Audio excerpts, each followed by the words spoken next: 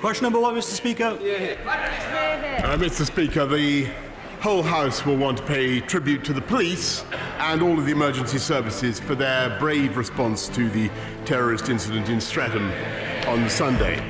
This appalling incident makes plain the case for immediate action, and we will shortly introduce emergency legislation to make sure that we do everything to protect the public.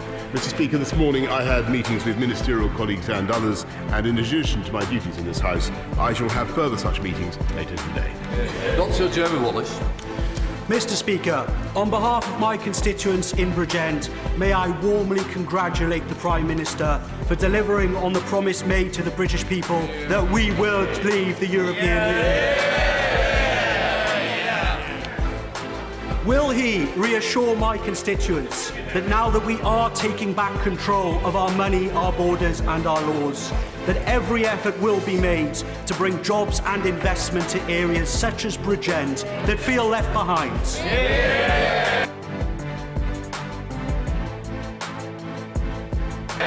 Mr. Speaker, I can give him that assurance, and I can tell him that with better education, better infrastructure and high technology, we will unite and level up this country and deliver, as he is doing, for the people of Bridgend. Leader of the Opposition, Right Honourable Jeremy Corbyn. Mr. Speaker, we were all appalled by the terror attack in Streatham on Sunday, and I want to join the Prime Minister in paying tribute to the bravery and dedication of the police, security services and all the other emergency response staff in the way in which they dealt with what was a terrifying and terrible situation. Last Friday, this country left the European Union. Britain's place in the world is at a crossroads. And whilst there are different views across this country, we will be holding this government to account as the negotiations begin. But my hope is that we now truly come together to shape our common future and build an internationalist, diverse and outward-looking country. Indeed, we'll get an opportunity to do that when Britain hosts the UN Climate Change Conference, COP26, later this year. Despite the fact that we are the 11th hour to save the planet, the former Tory minister and now ex-president of COP26, Claire O'Neill, said, and I quote, "There has been a huge lack of leadership and engagement from this government." What on earth did she mean?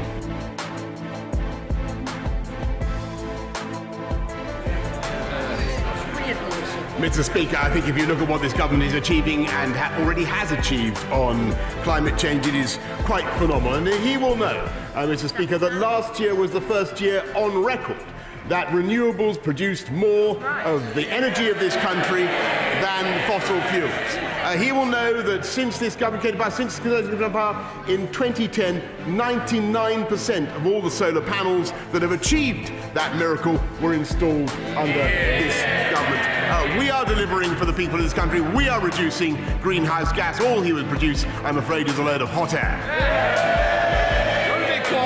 Mr. Speaker, the problem is the government's own figures show that it's missing the carbon budget, let alone by 2050. It'll be 2099 before this country meets net zero. And we discovered this morning that 2 former Conservative leaders have also turned down the job formerly done by his minister. Maybe it could be third time lucky. Perhaps we could make a joint approach to the member for Chingford and Woodford Green. Perhaps he would like to take on that job. He's over here and in the chamber all ready for it. His own former Tory minister said we should have clear actions, an agreed plan and a roadmap for the year of action. But we do not. So why is the Prime Minister failing so spectacularly to measure up to the scale of the climate crisis that this country and indeed this planet is facing? Mr. Speaker, this is beyond satire. This is the first country, the first major economy in the world to have set a target of carbon neutral by 2050.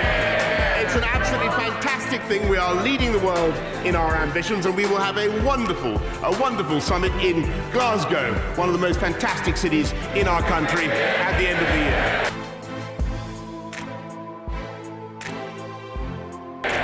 Jeremy Corbyn. Mr. Speaker, this country isn't meeting its target, and it isn't due to meet its target, and I think the Prime Minister should recognise that. Even the Paris targets are not enough. The UN says we have just a decade to change course if we want to avert a climate catastrophe. So let's look at something else his ex-minister said. The Prime Minister promised to lead from the front and guaranteed there would be money and people. But these promises are not close to being met. What on earth could she have been talking about? Mr. Speaker, as so often, I'm not entirely sure what the right honourable gentleman is talking about, but if you look at what this government has actually delivered, if you look at what our Conservative policies of backing green tech, of backing innovation, of supporting a dynamic market economy, which is the solution to these problems, we have cut CO2 emissions in this country since 2010 on 1990 levels by 42%. 42%.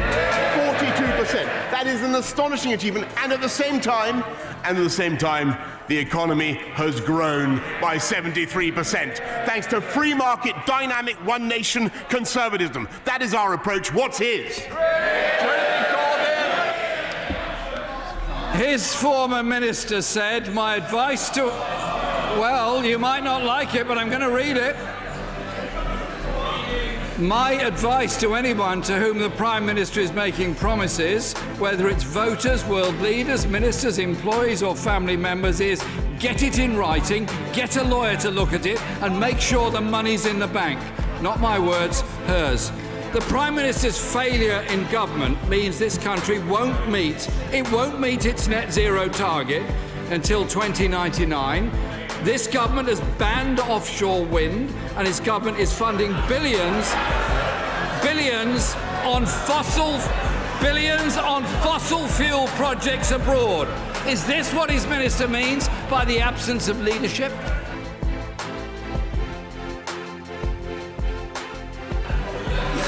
Mr. Speaker, I think the grotesque failure of the Leader of the Opposition to understand what is happening in this country's economy, let alone in the fight against climate change, is quite mind-boggling. I can inform him today that this country is leading in not just producing the technology to generate offshore wind, but the northeast of this country leads the world in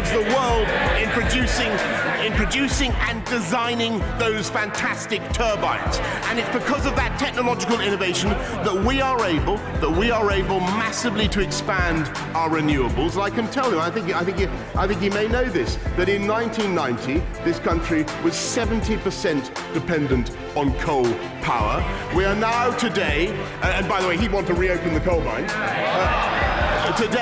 Today we are down to 3%, Mr. Speaker, and by 2024 it will be zero. That's our plan. What's his? It was the Labour Party that proposed the climate change emergency motion to this House on May the 1st. And the Prime Minister is quoting things that happened in 1990 and afterwards. During that time, of course, he was a climate sceptic who didn't say anything about this at all. Poor leadership is nothing new to this Prime Minister. When he was Foreign Secretary, he cut the number of climate attachés across the world by 60% in our embassies, and reportedly said, "You're not going to spill this out to the media, are you?" to his staff. Considering his monumental failure in advance of COP26, isn't it really just a continuation of his climate change denial statements that he was regularly making up until 2015? Mr. Speaker, the right honourable gentleman is talking absolute nonsense. This government is delivering a fantastic agenda in tackling climate change. We lead the world in going for a zero-carbon approach. His own approach is utterly unclear and has indeed been condemned by the GMB as a disaster for the UK economy that would force people to he would confiscate people's cars and prevent them from having foreign holidays. We have a plan that will allow the UK economy to continue to grow, that will create jobs and tackle climate change.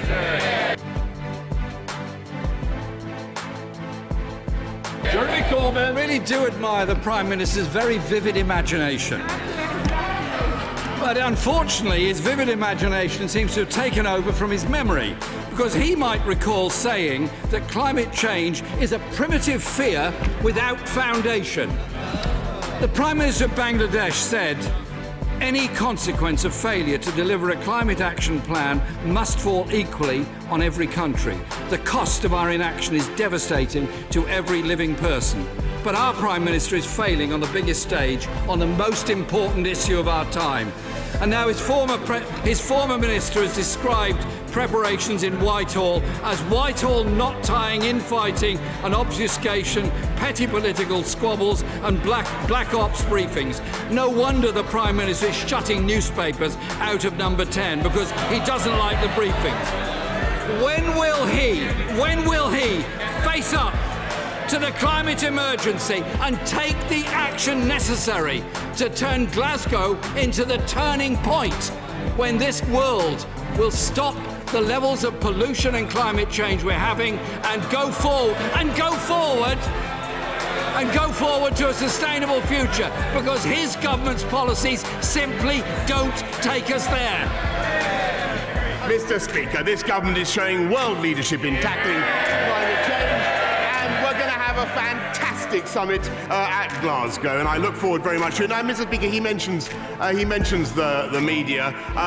They did an inquest finally about what happened in the general election, and they discovered in the Labour Party that it wasn't the leadership that was at fault. It wasn't Brexit. It was the media. They blame the media for what happened. Mr. Speaker, I don't blame them. I am a journalist. I love journalism, and I think the people of this country, Mr. Speaker, don't blame the media. They can see the media do their best to represent the reality, and the reality is this is a government that is getting on with delivering 40 new hospitals, 20,000 more police, tackling climate change, £30,000 starting salaries for every teacher in the country. It's not about the presentation of the facts, Mr. Speaker, it's about the reality, and he can't cope with the reality. This is all for today. Please subscribe to my channel and share the video with your friends, so more people can watch funny things. See you in the next video. Members must calm themselves. There is a long way to go. There will be more. There will indeed be more.